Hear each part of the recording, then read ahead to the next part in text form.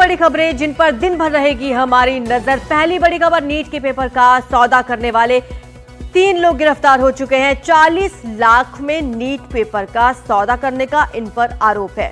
दूसरी खबर, जमशेदपुर में अस्पताल का एक बड़ा हिस्सा ढह गया और कैसे ये घटना हुई, इसके बाद क्या कार्रवाई हुई, ये भी आपको बताएंगे। तीसरी बड़ी खबर, एलओसी पर पाकिस्तान लगातार कर रहा है सीज फायर का उल्लंघन और भारत दे रहा है माकूल जवाब।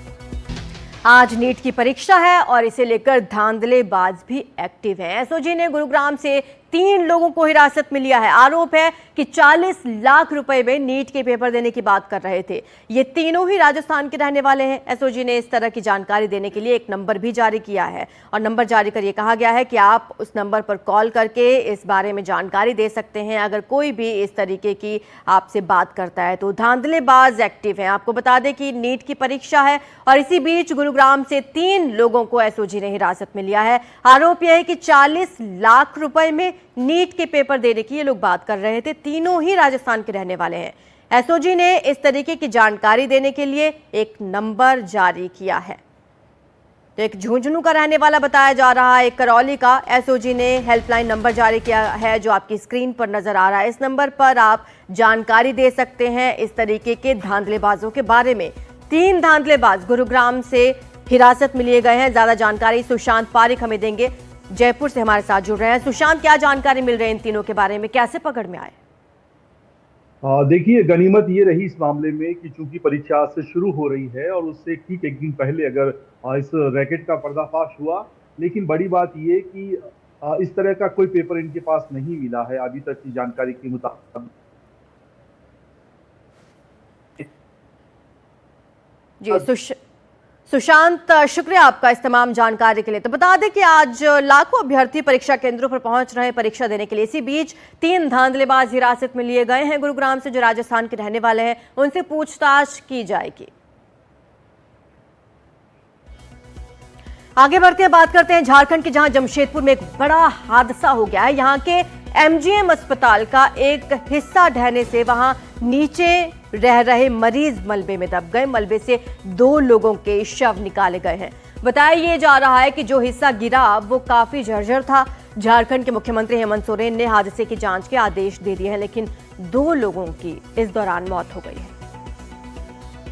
ज्यादा जानकारी हरिवंश शर्मा हमें देंगे। हरिवंश, कैसे ये पूरा हादसा हो गया है? कुछ लोग घायल भी हुए हैं क्या इस दौरान? देखिए, कल दोपहर की ये घटना है और जब काफी भीड़ थी। जो एमजीएम हॉस्पिटल है कुल्हान का सबसे बड़ा सरकारी हॉस्पिटल माना जाता है और वहां पे इलाज के दौरान अचानक जो है तीसरे तल्ले की जो मेडिसिन वार्ड का बिल्डिंग था का जो छत था वो अचानक ढह के और जो महिला वार्ड था वहां पे आके गिरा है। उसके नीचे जो है करीब 15 मरीज जो है वो भर्ती थे और वो सभी दिव्यांग थे। वो ऐसे मरीज थे जिनका अपना कोई नहीं था। वो सरकार के भरोसे ही वो निर्भर थे और उनकी इलाज के दौरान जब छत गिरा तो उसमें कुल जो है 5 लोग दब गए थे, जिसमें 3 लोगों को, एक महिला सहित 3 लोगों को सुरक्षित निकाल लिया गया। 2 लोग की मृत्यु हो गई। 1 लोग जो नेत्रहीन थे, जो उनकी जो है तलाश अभी भी जारी है। देर रात तक रेस्क्यू चलता रहा है लेकिन अभी तक उनका कुछ पता नहीं चल पाया है। तो इस पूरे मामले घटना के बाद जो है मुख्यमंत्री हेमंत सोरेन ने पूरे मामले की जांच के आदेश दिए हैं, लेकिन जवाबदेही किसकी बनती है ये तय अभी नहीं हो सका है, क्योंकि एक जो आरोप प्रत्यारोप का दौर जो है वो एक दूसरे पे जो है किया जा रहा है। जो हॉस्पिटल विभाग के जो अधिकारी हैं वो बिल्डिंग डिपार्टमेंट को दोषी ठहरा रहे हैं और ये एमजीएम जो हॉस्पिटल है ये काफी, उसका भवन जो है काफी पुराना है। कुछ करीब 1 हफ्ते पूर्व जो है जो इरफान अंसारी जो स्वास्थ्य मंत्री हैं वो दौरे पे गए थे जमशेदपुर में और वो दौरा किया, लेकिन उनको ये नजर नहीं आया कि इतनी जर्जर बिल्डिंग में कैसे इलाज चल रहा है। तो इसको लेके, सारे मामले को लेके मुख्यमंत्री ने त्वरित कार्रवाई करते हुए जो अधिकारी है उनको आदेश दिया है कि इस पे पूरी जांच करके जो भी दोषी है उसको बताया जाए और जब जांच रिपोर्ट आएगा तो फिर उन पे कार्रवाई की बात जो है सरकार की तरफ से कही गई है। लेकिन फिलहाल जो घटना घटी है ये काफी दुखद घटना है। जो मृतक लोग हैं वो विकलांग थे और एक जो नेत्रहीन है वो अभी तक उनकी तलाश जो है जारी है। बिल्कुल दुखद घटना है हरिवंश, क्या कार्रवाई होती है ये देखने वाली बात होगी। शुक्रिया आपका इस तमाम जानकारी के लिए। आगे बढ़ते हैं, बात करते हैं एलओसी की, जहां पाकिस्तान लगातार तनाव बढ़ाने की कोशिश कर रहा है। आज लगातार 10वें दिन पाकिस्तान ने सीज फायर का उल्लंघन किया है। जम्मू के पुंछ, राजौरी, मेंढर, नौशेरा, सुंदरबनी, अखनूर से लेकर कश्मीर के कुपवाड़ा, बारामूला तक एलओसी पर पाकिस्तान ने फायरिंग की है। भारतीय सेना ने इसका करारा जवाब भी दिया। भारत ने इसे देखते हुए कड़े कदम उठाए हैं। अब पाकिस्तान से व्यापार भी रोक दिया गया है। ऐसे में पाकिस्तान की बौखलाहट और बढ़ी है। लगातार 10वें दिन फायरिंग की गई है।